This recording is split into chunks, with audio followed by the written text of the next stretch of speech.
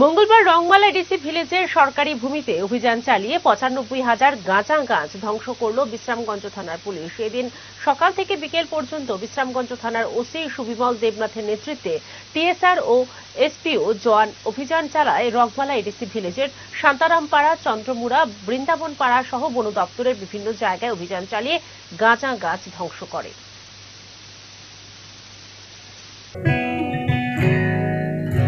জুড়ে থাকে বাঁধন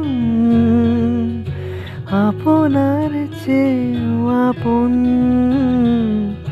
জুড়ে থাকে বাঁধন আপনার চেয়েও আপন, আপনার চেয়েও আপন।